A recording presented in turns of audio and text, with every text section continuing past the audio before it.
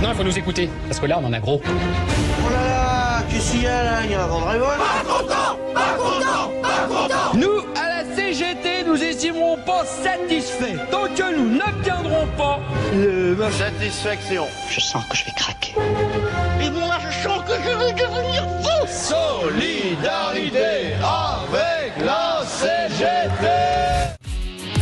Les vraies voix Sud Radio. Merci à notre excellent réalisateur Maxime. Écoutez les inconnus, même 30 ans après, c'est toujours un bonheur. Allez, on va commencer. Nouvelle journée de grève intersyndicale. 85 000 manifestants recensés à la mi-journée, un chiffre en baisse par rapport aux manifestations du 18 septembre. On vous pose cette question, les manifestations d'aujourd'hui peuvent-elles servir à quelque chose, sachant qu'il n'y a pas de gouvernement? Éric Revel, est-ce que pour vous, vous êtes dans les 90% d'auditeurs de Sud Radio qui sur Twitter disent que ça ne peut pas servir à grand chose? Ah bah ça sert même à rien. Ça sert même à rien. Je veux dire pour plusieurs raisons. D'abord, j'adore les mobilisations contre un budget alors qu'on connaît pas le budget. Vous voyez, enfin c'était la même chose lors de la précédente manifestation. Il y a 3 semaines, oui, il y a 15 jours, 3 semaines. Oui. Mais surtout. Ni le président de la République, ni le Premier ministre ne sont réellement présents.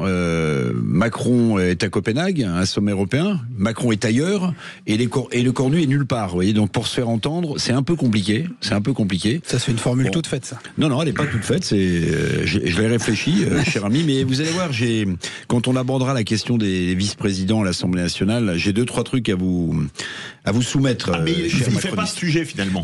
Non, mais moi je vais le faire. Bah, je comprends qu'il le fasse pas. Parce que si vous voulez, c'est le règlement de compte le bloc central, c'est une sorte de bateau fantôme. Vous voyez, un coup ils vous disent faut voter LFI aux législatives, un coup ils vous disent faut voter pour le RN à l'Assemblée nationale. On n'a pas tous dit ça. C'est un bateau fantôme, le bloc central. Ils savent plus où ils sont. Vous voyez, il y a plus de cap. Vous voyez, la croisière ne s'amuse pas. Vous voyez, ils sont perdus. Ils sont dans le brouillard. Voilà. Mais puisqu'il aborde pas le sujet. Mais on a trouvé là. Revenons sur les manifs d'aujourd'hui. Est-ce que ça veut dire quelque chose? Parce que c'est surtout la fonction publique qui manifeste, de manifester alors qu'il n'y a pas de gouvernement et que donc il n'y a personne pour répondre. Je vous donne ça et je peux pas vous donner ça. La France, c'est un pays qui manifeste. La France, c'est un pays qui revendique. Donc, et qui aime ça. Non, mais il n'y a rien de nouveau sous le soleil. Donc, ce que dit Éric Revel, pour une fois, ça tient à peu près la route. Oui, il manifeste pour rien. Parce que, accessoirement, la première fois, il n'y avait pas de budget. Aujourd'hui, quelque part, il revendique un certain nombre de choses qui ne sont même pas évoquées par Sébastien Lecornu, Premier ministre. J'entendais tout à l'heure un secrétaire général adjoint d'un grand syndicat national. Vous pouvez dire lequel, hein? Non, c'est pas. Pour le coup, je n'ai pas envie de lui faire de la publicité. Ah, d'accord. Mais c'était délirant. C'était un journaliste confrère lui disait mais pourquoi vous critiquez ça? Lecornu ne vous a encore rien dit. Bah justement, il l'a pas dit, mais il le pense. Enfin voilà, on en est là. Non, mais on en est là. Donc c'est aussi la raison pour laquelle il y a ces mouvements finalement mobilisent peu. Alors on a beau me dire qu'il y a des manifestants passifs dans leurs entreprises, etc., qu'il y a une majorité de Français qui sont d'accord avec ce qui est en train de se passer. Non, la réalité c'est que ça ne prend pas, ça ne crante pas, parce que pour que ça crante et pour que ça prenne, faut que, comme le dit Éric Revel, faut qu'il y ait quelque part une proposition, un programme, une ligne en face. Et pour l'instant, à ce stade, le Premier ministre consulte. Est-ce que la question qui se pose, tiens, vous avez manifesté, vous êtes allé dans les cortèges à Paris, à Toulouse, à Marseille ou ailleurs, venez témoigner au 0826 300 300. Et si vous pensez que ça ne sert à rien, bien venez aussi témoigner au 0826 300 300. Éric Revel, on a l'impression qu'il y a une fracture française dans ces manifestations, parce qu'il n'y a pratiquement que le secteur public qui est représenté et pas le secteur privé. Est-ce que c'est pas une vraie fracture, une fracture sociale, comme disait Chirac il y a 30 ans? Oui, alors la fracture sociale identifiée par Jacques Chirac, elle n'a pas vraiment été résorbée. Hein. Elle n'a cessé de se creuser. Bah, peut-être qu'il y a aussi... ça coûte cher d'abord de faire grève. Faut quand même alors, peut-être moins dans la fonction publique, effectivement, que dans le secteur privé. Et puis, quand même, redisons-le, dans le secteur public, vous prenez pas beaucoup de risques vis-à-vis de votre patron. D'abord parce qu'il y en a plein au-dessus de votre tête. Il y a une hiérarchie anarchie infinie, hein, c'est le problème de l'administration en France. Alors que dans le secteur privé, Philippe, évidemment, vous faites grève, vous êtes vu différemment par votre patron. Est-ce que vous risquez pas? Alors la grève est constitutionnelle, hein, oui. Mais voilà, c'est peut-être. Mais elle n'empêche pas de se faire virer ou d'avoir un avancement un peu reculé, ou d'avoir un blâme. Donc, on vire pas, Eric. On vire pas des collaborateurs parce qu'ils font grève. Dans le privé, ça vous coûte peut-être une journée de salaire aussi. Ça finit par coûter cher de faire grève aussi, me semble. Hein, voilà. Mais il y a peut-être aussi un peu de lucidité d'un certain nombre de collaborateurs du secteur privé qui se rendent compte. Il n'y a pas que des patrons nantis, il n'y a pas que des patrons voyous, il n'y a pas que des patrons à la solde d'un actionnariat un peu offshore. Absolument pas. Il y a aussi des patrons qui se bagarrent et vous avez des millions d'employés, de salariés, de travailleurs du secteur privé qui, pour autant, vivent pas très confortablement la feuille de paye de la fin de mois, vivent pas nécessairement confortablement le prix du caddie tous les samedis dans les grandes surfaces, mais qui sont quand même conscients des efforts collectifs qu'il faut faire et qui ne sont pas enclins à manifester à la première occasion. C'est aussi ça la différence entre le secteur public et le secteur privé. C'est d'autant plus vrai, pardonnez-moi Philippe, quand vous regardez les baromètres, les sondages, etc., dans une large majorité, les Français considèrent que l'entreprise est plus encline à changer leur quotidien que la politique. C'est-à-dire qu'en fait, les salariés, les citoyens français considèrent que l'entreprise, non seulement c'est le lieu où évidemment on travaille, mais que cette entreprise peut davantage améliorer son quotidien que des promesses électoralistes, politiques, de gauche ou de droite. Donc ça, c'est quand même fondamental, parce qu'on n'aime pas trop l'entreprise en France, mais les salariés reconnaissent que il vaut mieux être dans une entreprise que de ne pas y être. Vous êtes bien sur Sud Radio, les vraies voix, il est 18h12. Vous voulez réagir à ces manifestations? Vous étiez dans les cortèges, vous y êtes peut-être encore, ou en train de rentrer chez vous, ou vous écoutez les vraies voix et vous avez des collègues qui sont allés manifester. Venez témoigner au 0826 300 300. On se retrouve dans quelques instants. Sud Radio. Sud Radio. Parlons vrai. Parlons vrai. Sud Radio. Les vraies voix Sud Radio. 18h-20h, Philippe David. Retour des vraies voix avec Éric Revel, Sébastien Ménard. On vous pose cette question. Grève, les manifestations d'aujourd'hui peuvent-elles servir à quelque chose? Eh bien, pour le moment, vous dites que non, et même très largement sur Twitter, puisque vous en étiez à 90% il y a quelques minutes, et on est toujours à 90% de non. Avant d'aller au 0826 300 300, est-ce que c'est irréaliste, Éric Revel, Sébastien Ménard, de manifester, notamment pour la fonction publique, comme on a de l'argent, un argent dont on sait qu'on ne l'a pas? Oui. On n'a pas un euro de vaillant. On va pas rappeler le niveau de notre dette, notre déficit budgétaire, tout ce qui est en déficit. Le Mozart de la finance nous a planté, la balance commerciale. Tiens, il y a un petit détail là qui intéresse aux auditeurs que je répète avec gourmandise. C'est la première fois depuis 50 ans que la balance agroalimentaire française va être déficitaire. C'était jamais arrivé depuis 50 ans. Bon, voilà, c'est un petit point. Donc en fait, on n'a pas un sou de vaillant.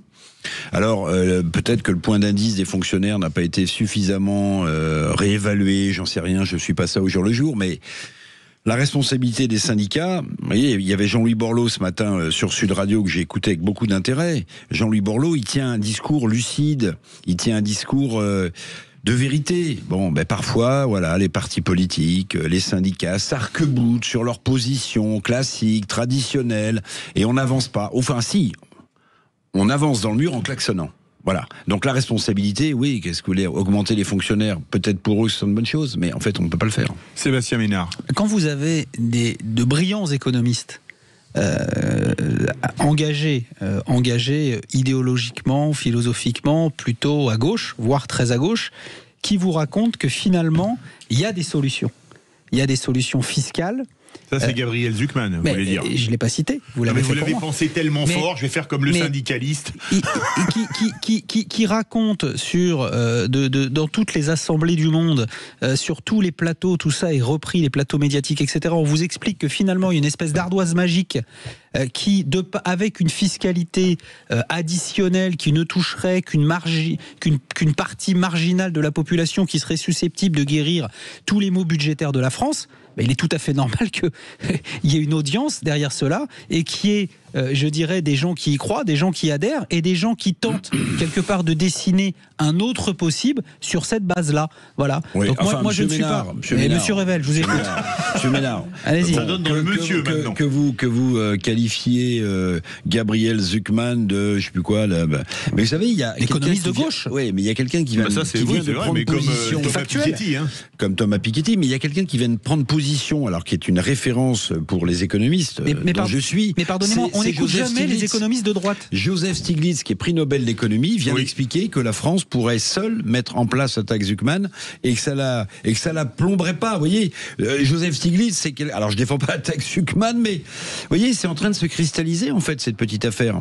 Et ça va envenimer le débat. C'est-à-dire que le Cornu va heureusement pas annoncer une taxe Zucman, il va pas annoncer le retour de l'ISF, et ça va faire le jeu de l'extrême gauche et des syndicats qui sont maintenant les courroies de transmission de l'extrême gauche, qui vont dire, voyez, les patrons s'en foutent plein les poches, pendant que les salariés, on n'accroît pas leur pouvoir d'achat. Bon, voilà. C'est ça le drame, si vous voulez, c'est que vous avez des économistes qui ont pris la parole. Je rappelle, Joseph Stiglitz, prix Nobel d'économie. C'est pas n'importe qui. Bon, voilà. Et on est en train de cristalliser un débat dont la société française va faire les frais. Sébastien Ménard.